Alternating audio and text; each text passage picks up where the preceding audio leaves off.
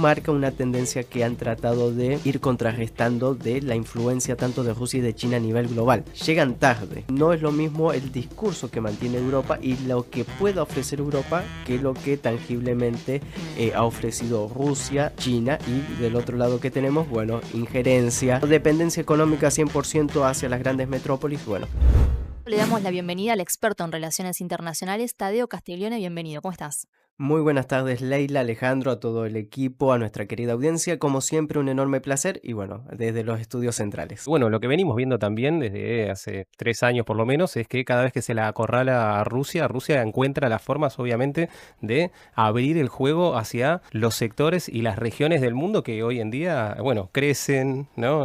Aumentan su papel protagónico en este nuevo mundo multipolar y en ese sentido se está realizando, ¿no? La cumbre entre Rusia y los países del ASEAN. ¿Qué implica esta cumbre en este momento puntual? Bueno, justamente un mundo que está discutiéndole a Occidente su primacía. La cumbre esta no es una cumbre menor. Cuando hablamos de la ASEAN y hablamos de los países del sudeste asiático, estamos hablando del tercer motor más grande del mundo, China, India y después los países del sudeste asiático. Es muy interesante, perdón, te interrumpo esto que decís, porque digo, venimos de una cumbre del G7 donde cualquier medio de comunicación occidental que uno lee son las 7 economías más importantes del mundo, ¿no? Digo, no están en ninguno de los 3 que vos acabás de nombrar. Exactamente, estamos hablando como conglomerado, porque estamos hablando que las sumatorias de los PBI, la sumatoria industrial es mucho mayor. Es un bloque regional, comercial, pero también con unas alianzas en las cuales se suele convivir políticas que son unas contrarias a las otras, pero que se han logrado amortiguar durante décadas.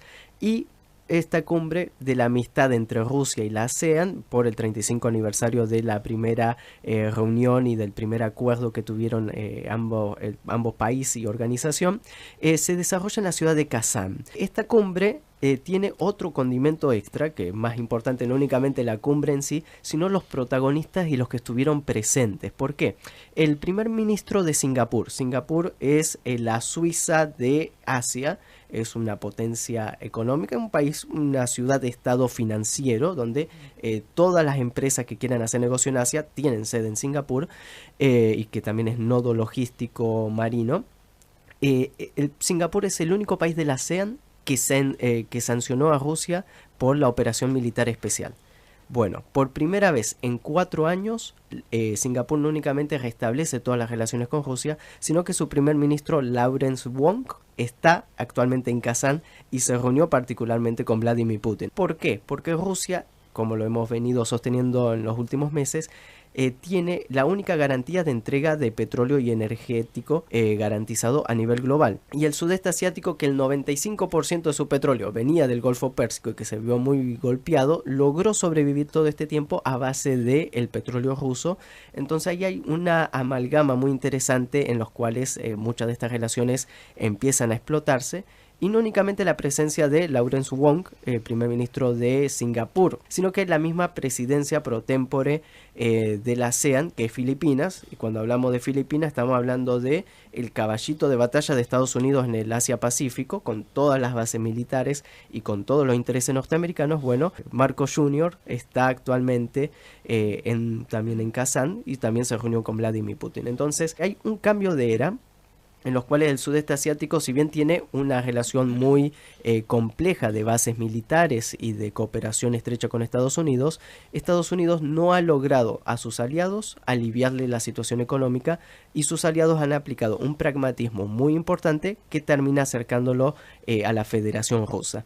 Y no únicamente es energético, sino que también hay acuerdos políticos, hay acuerdos también militares muy importantes con Vietnam, con Myanmar, también con Tailandia, los cuales no son menores. Y si bien la cifra económica entre la ASEAN y Rusia son de alrededor de 20.000 millones de dólares, es el 1% de las exportaciones de la ASEAN, no estamos hablando de las cifras locales, sino que estamos hablando de una proyección a futuro que redibuja bastante el escenario internacional que lo que teníamos anteriormente. Tadeo, te consulto ahora, volviendo con el tema del G7, Francia invitó a varios países miembros de los BRICS, ¿no? India, Brasil, pero también Egipto, digo, es como que va generando o intenta tender puentes con estos países que antes eran totalmente descartados en este tipo de cumbres. Te consulto cuál pensás que es la estrategia detrás de eso? Porque al mismo tiempo aprobaron sanciones contra Rusia, hay una retórica muy anti-China. ¿Qué es lo que están buscando? Hay una especie de quiebre que se busca generar, incluso la foto de Lula junto con Zelensky buscó generar y busca generar esos tipos de quiebres de ir midiendo las debilidades de los diferentes países para saber por dónde entrarle, principalmente desde la perspectiva económica. Hay realidades que si a un país, vamos a decirlo como ellos dirían tercermundista, se lo invita a una cumbre de primer orden global, van a asistir, Sí. que eso no significa que que estén asociados o que hayan acuerdos, pero marca una tendencia que han tratado de ir contrarrestando de la influencia tanto de Rusia y de China a nivel global. Llegan tarde, vamos a tener que decirlo tal cual, y no es lo mismo el discurso que mantiene Europa y lo que pueda ofrecer Europa que lo que tangiblemente ha ofrecido Rusia en África: seguridad, comercio, China, infraestructura.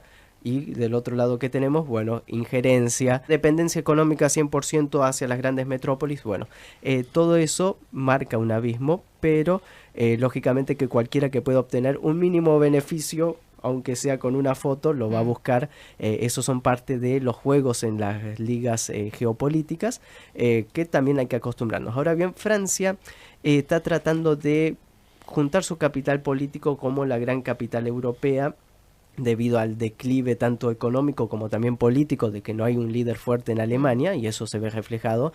Tampoco es que Macron sea Napoleón o algo por el estilo, pero trata de capitalizar eso. Otros de los actores que siempre hay que tener presente es el Reino Unido, que por ahí siempre mantiene un tono más bajo, pero sus intereses son mucho más profundos, y los golpes y las realidades que puede llevar a cabo Reino Unido siempre hay que prestarles mucha atención debido a la magnitud que eso puede derivar.